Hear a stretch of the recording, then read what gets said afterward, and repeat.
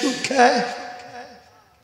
ক্ষমতা পাইয়া ক্ষমতা দলের সঙ্গে জড়াইয়া টেন্ডারবাজি, চাঁদাবাজি, ধোকাবাজি কইরা সম্পদ গুছাইয়া ওদিকে মসজিদের মধ্যে যাইয়া সেজদায় পড়িয়া মাওলাকে খুশি করতে যায়। একটু আস্তে কর কি আল্লাহর বান্দারা, তাহলে এই হাদিস মিথ্যা হইয়া যায় না? এই হাদিস মিথ্যা হয় না? যে হারাম মালের দ্বারা রক্ত এবং গোশত তৈরি হবে তার জায়গা জাহান্নাম ছাড়া হবে না, তাহলে হাদিস মিথ্যা হয় না? কিসের নামাজ পড়ে না, কিসের রোজা রাখেন? হ্যাঁ, এক শ্রেণী বর্তমানে শুনছি, শোনেন, ওই ক্ষমতা পাইয়ে তো ঘুষ সুদ জবর খাওয়া খায়, কথা বুঝছেন? খাওয়ার পরে আবার কয়, আবার বলেও যে যেগুলো ঘুষ সুদ খায়, জুলুম টুলুম করিয়া সম্পদ কামাই করে, এ বুড়ো বয়সে তো আতুল লেগলে হবি, এখন খাইয়ে লই, এখন খাইয়ে লই। এরপরে দেখবেন যখন নাকি বিভিন্ন কায়দায় সুযোগ এখন মানে রিটায়ার্ড করছে বা বিভিন্ন কায়দায় এখন একটু হজ করতে যায়, কমে যায়। ওই শুনছে যে হজ করলে মাসুম বাচ্চা যেরকম নাকি মায়ের করলে নিষ্পাপ, এরকম হজ করলে নিষ্পাপ হইয়া যায়। এই জন্য কোথায় গেছে? হজ করতে যায়। কি হওয়ার জন্যে? নিষ্পাপ হওয়ার জন্য।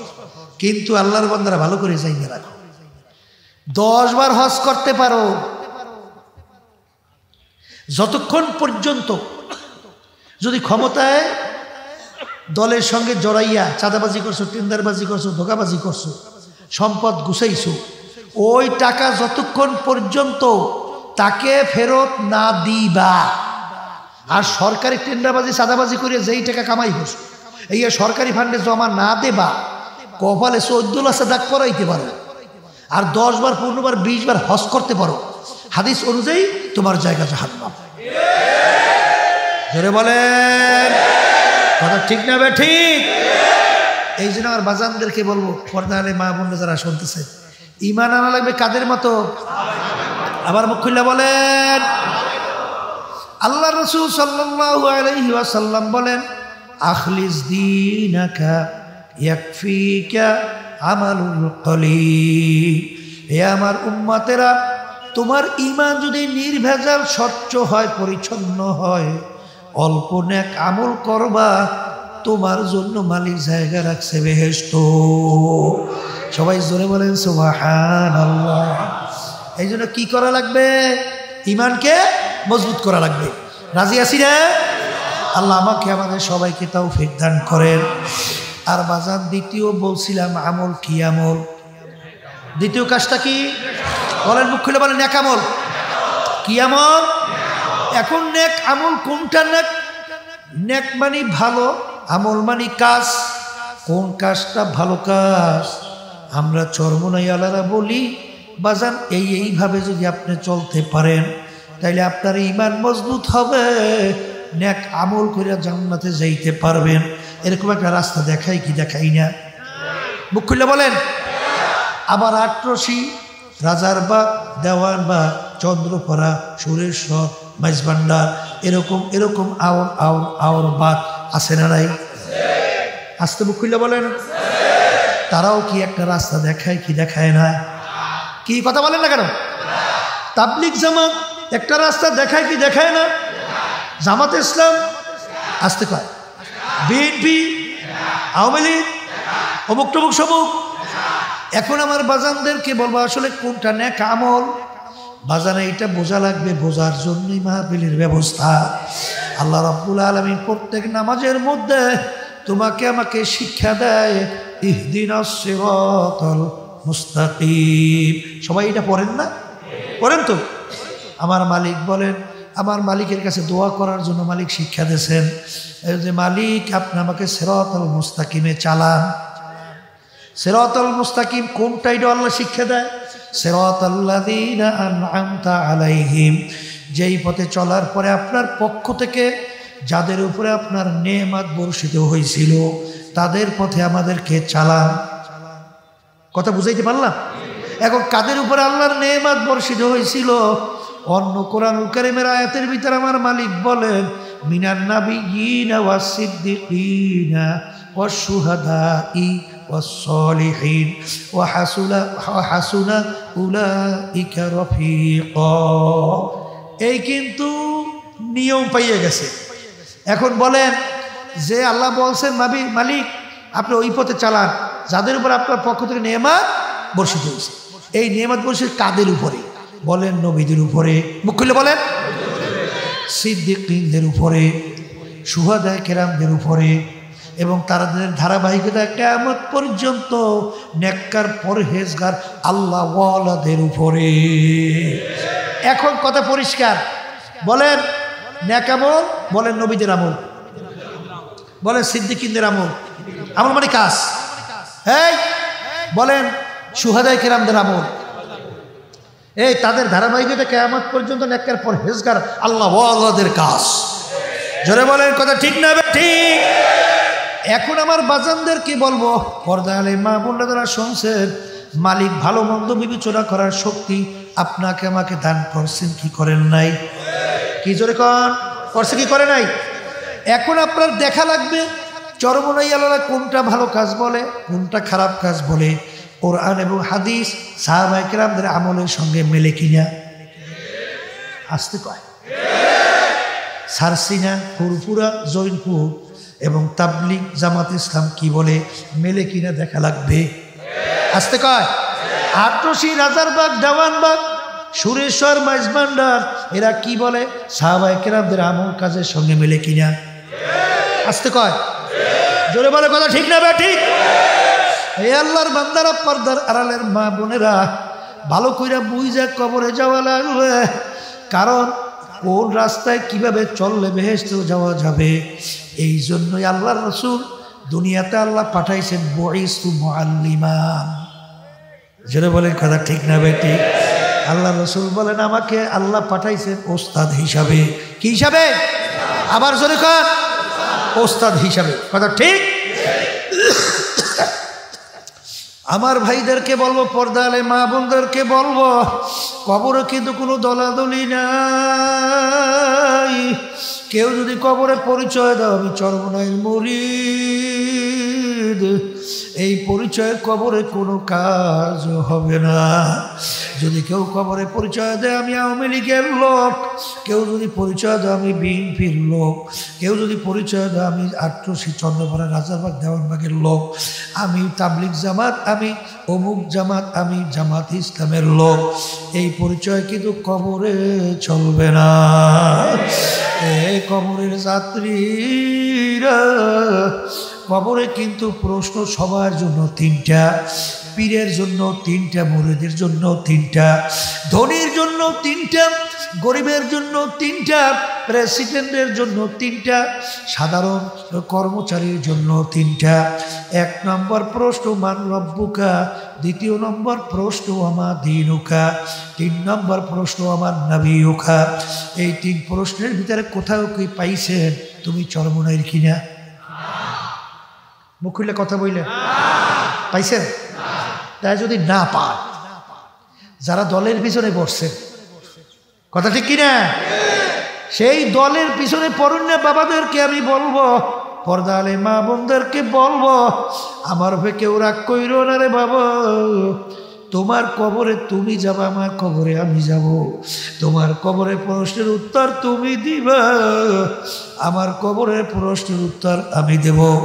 বাজার কোরআনুল কারীমের ভিতরে আমার মালিক বলেন, ইয়াউমা নাদউ কুল্লা উনাসিন বিইমামিহিম, কিয়ামতের ময়দানে আমার মালিক প্রত্যেকটা মানুষকে তার দলের নেতা নেত্রীর সঙ্গে ডাকবে। এখানে কি প্রত্যেকটা মানুষ না কোনো বাদ আছে? একটু মুখ খুলে বলেন, প্রত্যেকটা মানুষ না? ডাইকে আমার মালিক কি বলবেন যে তোর দলের নেতা নেত্রী যেদিকে যায় ওদের পিছনে পিছনে তোরা সেই দিকে চইলা যা। আমি বলছি না আল্লাহ, আমি বলছি না আল্লাহ। এক কথায় তোমার নেতা নেত্রী যেখানে জায়গা, আমার মালিক কোরআনুল কারীমের ভিতরে বলেন তোরও সেইখানে জায়গা। আমার রাগ করছেন না? আর একটু বেশি বেশি রাগ, এত কম রাগ হইলে হয়? কবরের যাত্রীরা রাগ হইলে আল্লাহ এবং আল্লাহ রসুলের সঙ্গে যাইয়া হও, আর নালে বলেন হুজুর ভুল বলছে, কথা বলে না ভুল বলছি। তা ভুল যদি না হয় তাহলে প্রত্যেকটা মানুষকে রব্বুল আলামিন তার দলের নেতা নেত্রীর সঙ্গে রাখবে, ঠিক কিনা?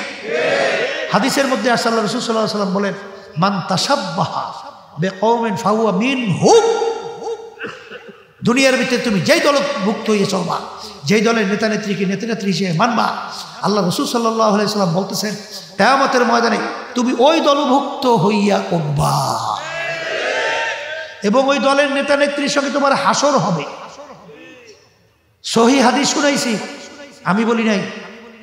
এক কথায় মুখস্থ করে ঘরে যাইয়ে আর ওই নিরিবিলে যখন শুয়ে থাকবেন না, তখন বলতে থাকেন, যার সঙ্গে যার মহাব্বত তার সঙ্গে তার কিয়ামত।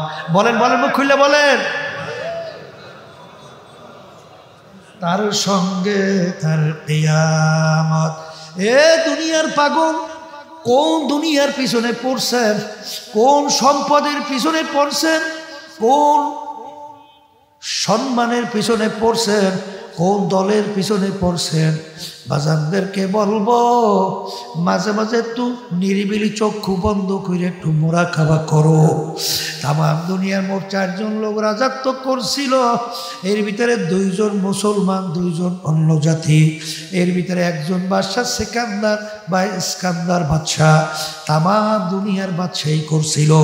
তিনি ইন্তেকালের আগে ওসিয়াত করছিল, আমার মৌতের পরে গোসল করাইয়া আরে কাপড় পরাইয়া খাটের ভিতরে উঠাইয়া হাত ধরে একটু বাহিরে রাইখা শহরটাকে ঘুরাইয়া তারপর নিয়ে আমাকে দাফন করিও। তিনি দুনিয়া থেকে বিদায় হওয়ার পরে গোসল করাইয়া কাপড় পরাইয়া খাটের ভিতরে উঠাইয়া হাত বাহিরে রাইখা শহর ঘুরায়। যারা বোঝে না তারা বলে, দেখছো বাদশাহ জীবন আমাদের থেকে খাজনা এবং ট্যাক্স নিল, এখন মরার পরেও কেমন হাত পাইটা আছে, মনে হয় যেন খাজনা এবং ট্যাক্স চায়। বিজ্ঞ আলেমরা বলে, বোকারা তোরা তো বোঝো নাই, বাদশাহ সিকান্দার ইন্তেকালের আগে ওসিয়াত করছিল মৌতের পরে হাত বাহিরে রাইখা শহর ঘুরাইয়া দাফন করার জন্যে। তিনি তামাম দুনিয়া মানুষকে বোঝাতে চাও, তামাম দুনিয়ার মানুষের আমি বাদশাহ সিকান্দারের মতো এত বড় বাদশাহ মনে হয় দ্বিতীয় আর কেউ হইতে পারবি না। তামাম দুনিয়ার বাদশাহী করলাম, কিন্তু আমি যখন কবরে রওনা করলাম একেবারে 2টা খালি হাত নিয়ে কবরে রওনা করলাম, কিছুই নিতে পারলাম। এই জন্য আমার বাজানদেরকে বলবো, পর্দার মাহমুদদেরকে বলবো, কোন দুনিয়ার পিছনে পড়ছো বাজান? যেই দুনিয়া সম্পর্কে আল্লাহ রসুল বলেন, আর দুনিয়া জিফাতু ওয়া তালিবুহা কিলাব। এ আমার উম্মতেরা, দুনিয়াটা হলো একটা মরগের মতো, মুর্দার মতো। যারা এই দুনিয়ার পিছনে পড়বা, আখেরাতের স্থায়ী জিন্দেগি ধ্বংস করবা, আল্লাহ রসুল বলেন তারা হইল দুনিয়ার কুকুরের দল। হে বড় লোক আমার বাবারা, হে ক্ষমতা সম্পূর্ণ আমার বাবারা, হে শিক্ষিত আমার বাবারা, বড় বংশ আমার বাবারা, একটু মাঝে মাঝে একটু চক্ষু বন্ধ করো নিরিবিলি, তারপর মুরাকাবা করো, তারপর কবরে রওনা করো বাবা। আখরে ভালো করে বুঝো দুনিয়া কি। দুনিয়া সম্পর্কে আল্লাহ রসুল বলে একটা মরগের মতো, এর পিছনে যারা পড়বে আখিরাতের স্থায়ী জিন্দেগি যারা ধ্বংস করবে, এরা হলো দুনিয়ার কুকুরের দল। ও দুনিয়ার পিছনে পড়লাম,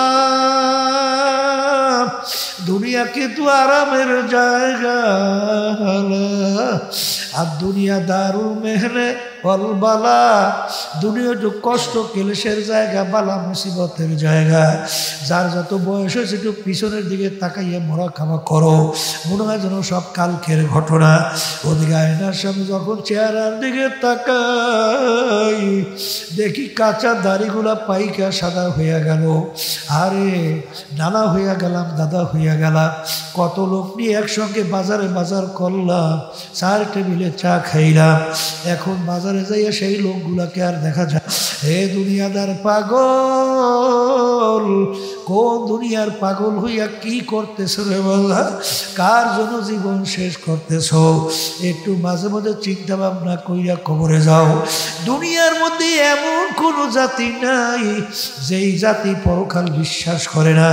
হিন্দুরাও কিন্তু পরকাল বিশ্বাস করে, খ্রিস্টানরাও কিন্তু পরকাল বিশ্বাস করে, অন্যান্য বিজাতি তারাও কিন্তু পরকাল বিশ্বাস করে। আমরা মুসলমান, আমরাও কিন্তু পরকাল বিশ্বাস করি। কিন্তু বাজান দুনিয়ার মধ্যে একমাত্র মুসলমান জাতি ছাড়া অন্য কোনো জাতি চ্যালেঞ্জের মাধ্যমে দুনিয়া টিকে থাকতে পারে নাই। কিন্তু এই আল্লাহর বান্দারা, পর্দা আলে মা বোনেরা, আমরা মুসলমান, আমরাও তো পরকাল বিশ্বাস করি। কিন্তু বাজান রে,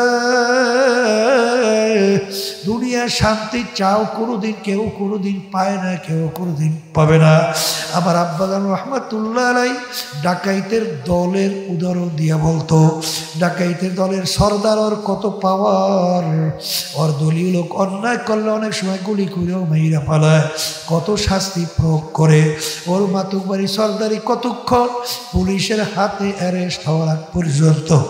যখন পুলিশের হাতে অ্যারেস্ট হইয়া যায়, বুট দিয়ে যখন ওকে লাইটটায় ওকে পাড়ায়, যখন হাড্ডি গুটি ভাইগা ফেলায়, কোথায় যাবে ওর সারগিরি, কোথায় যাবে ওর বর মিয়াগিরি, কোথায় যাবে ওর সর্দারগিরি?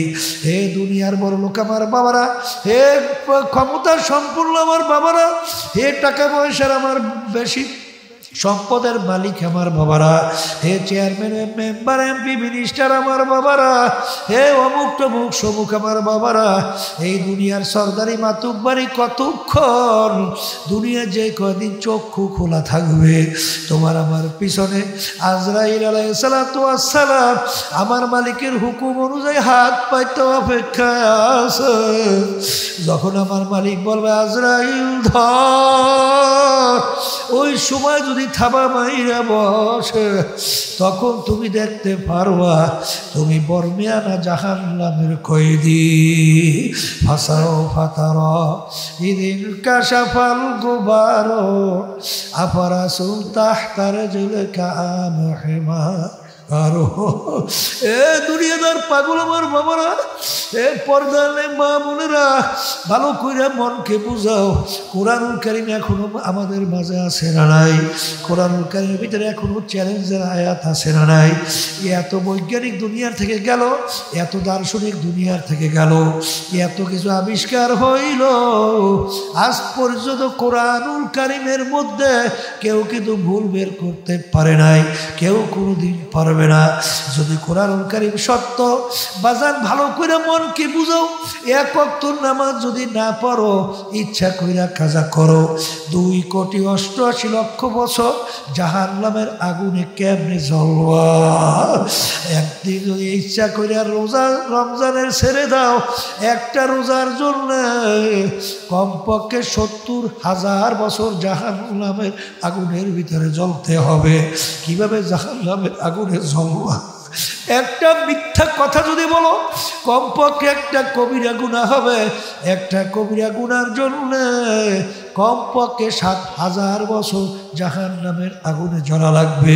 হারাম মালের দ্বারা রক্ত গোশত তৈরি হলে তার জায়গা জাহান্নাম ছাড়া হবে না। হে দুনিয়াদার পাগল, যারা ইমানদার মুসলমান তাদের কাছে কথা, আল্লাহ রাসূল সাল্লাল্লাহু আলাইহি ওয়াসাল্লাম বলছে, দুনিয়ার আগুনের চেয়ে 70 গুণ তেজের আগুন জাহান্নামের আগুন। আল্লাহ আপনি আমাকে আমাদের সবাইকে মাফ কইরা দেন। এই কবরের যাত্রীরা, আরাম প্রিয় আমার বাবারা, দুনিয়ার সাধারণ আগুনে একটু আঙ্গুল ঢুকাইয়া দেখো, কয় মিনিট ওই আগুনে আঙ্গুল রাখতে পারবা? দেখবে 1 মিনিট আঙ্গুল রাখার শক্তি দুনিয়ার কোনো মানুষের নাই।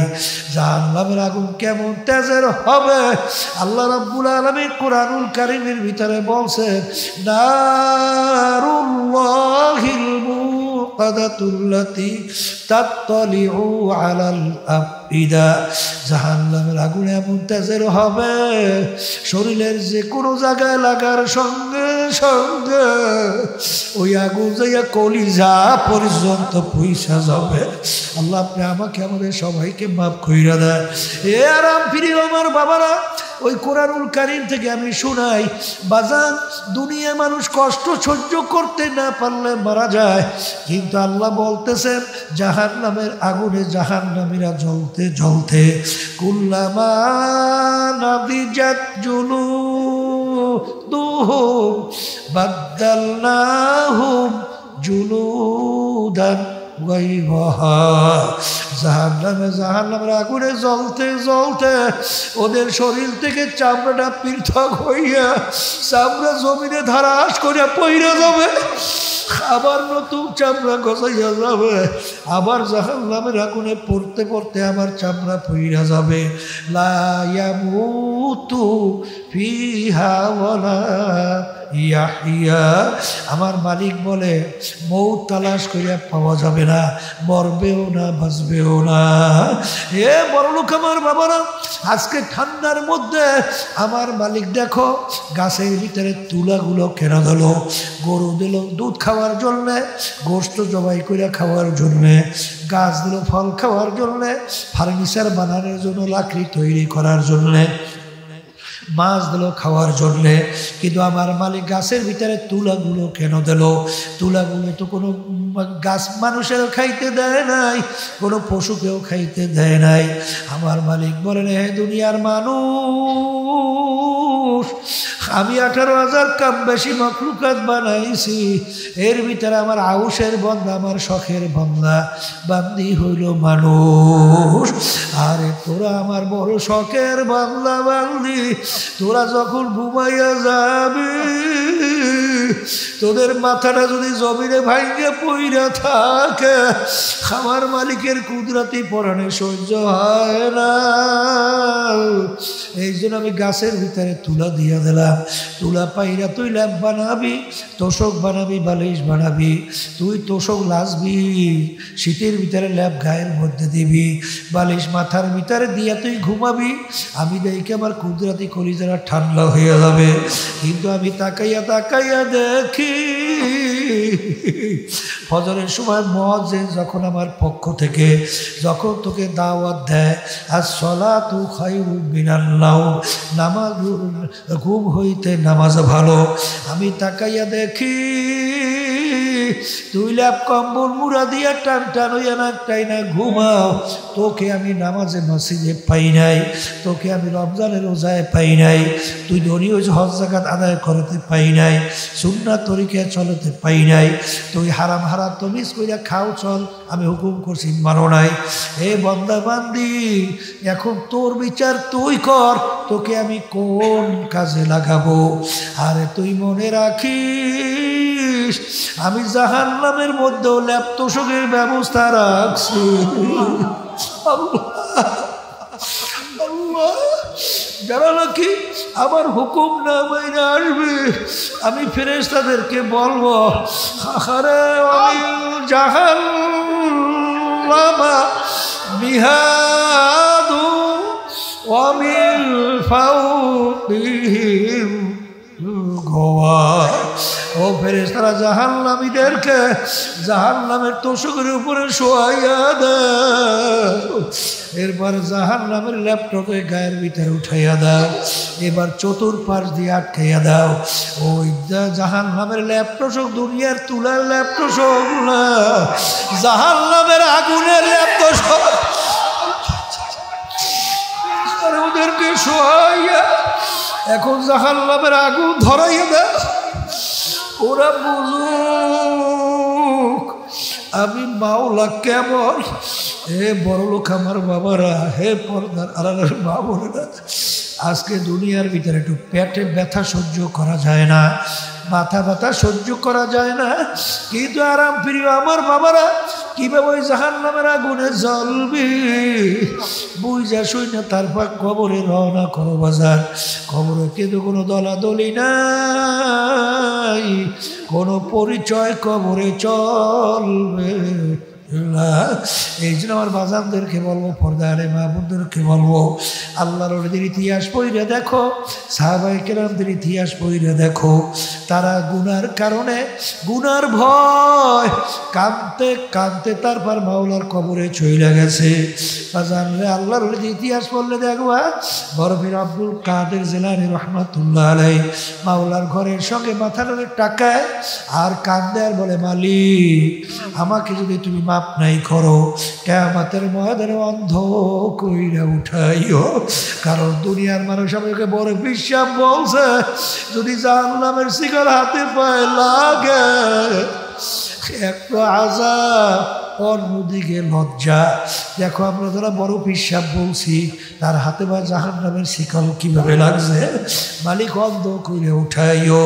বাজার আমার দাদা জানের কথা শুনছিলাম, ইন্তেকালের আগে আগে চোখের উপরে বসে পাশেই কবরস্থান, তাকাইয়া তাকাইয়া পোলাপানের মতো ও করিয়া চিল্লাইয়া কান্দে, আর করুণ সুরে মালিকের দরবারে ডাক দেয় আর বলে, আমার মালিক তুমি যদি আমাকে মাপ নাই করো রে মালিক, ওই অন্ধকার কবরে আমি একা কেমনে থাকবো। এ আমার মালিক, ওই কবরে তো আমার কেউ নাই, আর ঘর নাই, বাড়ি নাই, সাথী নাই, আর ঘরে বিছানাও নাই, বাতিও নাই, বালিশও নাই, ওই কবরে আমি একা কেমনে থাকবো। আরে মৌতের আগে আগেও মাওলার দরবারে কান্দে, যাদের জীবনটা মাওলার রাস্তায় কাটাইয়া দিয়েছিল। আমিনু কামা আমান আল্লাহ, ইমান আনো সাহাবায়ে কেরাম যেভাবে ইমান আনছিল। হে দুনিয়াদার পাগল, আল্লাহ রাসূল সাল্লাল্লাহু আলাইহি ওয়াসাল্লাম বলে, হে আমার উম্মতেরা, কবর তোমাদেরকে দৈনিক ডাক দেয়, আর ডাক দিয়া দিয়া বলে, হে আব্দুল করিম, হে রেজাউল করিম, হে রহিমা খাতুন, আনা বাইতুল ওয়াহদা, আনা বাইতুল জুলমা, আনা বাইতুল জুল। আমি একাকির ঘর, আমি অন্ধকারের ঘর, আমি পোকামাকড়ের ঘর, ওই ঘরে একা কেমনে থাকবো। বুঝা শুনে মাওলার কবরে রওনা করো। বাজানের পরেও যদি না বোঝো, মাঝে মাঝে কত ঘটনা আমার মাওলা বাংলাদেশেও দেখায়। বাজান চরমনের মুজাই ছিল কুড়িগ্রাম, বুবু মিউজিকে অনেকে ডাকতো। দুনিয়ার থেকে বিদায় নিয়ে কবরে যাওয়ার পরে নদীর ভাঙ্গলে যখন তার কবর ভাঙিয়া গেল, 32 বছর পরে কাপড়ের কাপড় সহ আনাম তাজা লাশ বের হইয়া আসছে। বাজার অনেক জাতীয় পত্রিকায় ছবি সহ দিয়ে দিছিল, অনেকেই তো দেখছেন, দেখছেন না বাজার? 32 বছর পরে কাপড়ের কাপড় সহ বের হইয়া আসছে। এ দুনিয়াদার পাগল, এমন কোন যুক্তি আছে? কাপড়টা মাটির সঙ্গে লাইগেছিল, 32 বছরে কাপড়ের কিছু হয় নাই। দুনিয়ার কোনো নিয়ম আছে? আছে আছে লাই। এখন উঠাইয়া নিয়া বাজান আব্বাজান রহমাতুল্লাহি আলাইহি তার নামের মাদ্রাসা ফজলুল উলুমের সামনে নতুনভাবে আবার দাফন করছে। বাজার কয়েক মাস আগেও সেই কবর আমি জিয়ারত করে আসছি, আবার এই সামনের সফরে আল্লাহ কবুল করলে সেই জায়গায় মাহফিল। বাজার এ আল্লাহর বান্দারা, পর্দালে মা বোনেরা, যত ঘটনা মাঝে মাঝে মালিক কবরের তাজা কাপড়ের কাপড় সহ লাশ দেখায়, দিনদার পরহেজগার আল্লাহওয়ালা ছাড়া দেখা যায় না। আবার কত কবরে আগুন দেখা যায়, সাপ দেখা যায়, বিভিন্ন শাস্তির ব্যবস্থা বিভিন্ন কায়দায় দেখা যায়। যত ঘটনা মাঝে মাঝে কবরের শাস্তি দেখা যায়, বাজান বেনুবাজি, হারাম কর, সুদ কর, ঘুষ কর, মিথ্যাবাজ সারা কিন্তু দেখা যায় না। এই জন্য আমার বাজানদেরকে বলবো, পর্দালে মা বোন যারা শুনতেছে, আমার মালিক যখন মাহফিলে নিয়ে আসছে, আমার মালিক বড় দয়ার মালিক, বড় মায়ার মালিক, পাহাড় পরিমাণ গুনাহ হয়ে গেছে। যদি মাপ চাওয়ার মতো চাইতে পার, আমার মালিক শুধু মাফ করবেন তাই না, সমস্ত গুনাহকে নেকের দ্বারা পরিবর্তন করবে। আল্লাহুম্মা আমিন। এই ঘরের মেয়ে লোকেরা হাত উঠাও, গুনার কথা মনে করো, দু চোখের পানি ফালাও, আমার মালিকের দরবারে কাঁদো আর মাপ চাও। যদি কান্না না আসে মনকে বুঝারে মন, একদিন এই ঘরের দরজা দিয়া নতুন বউ হয়ে উঠছিল রে মন। কত মেয়ে লোকে শরবত খাওয়াইল, কত মেয়ে লোকে বাতাস করলো, আবার এমন একদিন আসবে এই ঘরের দরজা দিয়া মরা লাশ হইয়া বের হবা। ছেলে কানবে মামা করে, মেয়ে কানবে মা করে, জবাব তো আর দিবা। ইয়া আল্লাহ, ইয়া আল্লাহ, আপনার ওই মাঠের দিকে চাইয়া দেখে আল্লাহ আপনার বান্দারা কিভাবে কান্না। মালিক আমাদের ছেলেও মরে নাই, মেয়েও মরে নাই, গুনাহ করে মরছি রে, মাফ করে দেন গো মাওলা, মাফ করে দেন। এ আল্লাহ বান্দারা জোর করে কাঁদে, জোর করে কাঁদে। সন্তান মারা গেলে চোখে পানি আসে, সম্পদ নষ্ট হয়ে গেলে চোখের ভিতরে পানি আসে। তোমার আমার গুনার কারণে জাহান্নামের আগুন জ্বলছে, ওই জাহান্নামের আগুন চোখের পানি ছাড়া ঠান্ডা হবে না। এ আল্লাহ যাদের ছেলে মাহফিল হইল, চেষ্টাকে আপনি সাহায্য করলো, আমরা যারা উপস্থিত হয়ে গেলাম সবার উপরে খাস মেহেরবানি নাযিল করেন আল্লাহ। আল্লাহ আমাদের আম্মা আব্বা আত্মীয় স্বজন, আল্লাহ স্ত্রী পুত্র স্বামী এবং যারা আত্মীয় স্বজন কবরে শুয়ে রয়েছে, দয়া মায়া করে তাদের কবরকে বেহেশতের বাগান বানায়া দেন। এ আল্লাহ তামাম দুনিয়ার সমস্ত মুমিন মুমিনাতের কবরকে জান্নাতের বাগান বানিয়ে দরজা বেহেশতে বুলন্দ করে দেন আল্লাহ। ইয়া আল্লাহ হককে আমাদের কাছে হক হিসেবে প্রকাশ করে দেন, বাতিলকে বাতিল হিসেবে প্রকাশ করে দেন। সবাই আমাদেরকে হকের পক্ষে থাকার তৌফিক দান করেন। সুবহান রাব্বিকা রাব্বিল ইজ্জাতি আম্মা ইয়াসিফুন ওয়া সালামুন আলাল মুরসালিন ওয়াল হামদুলিল্লাহি রাব্বিল আলামিন।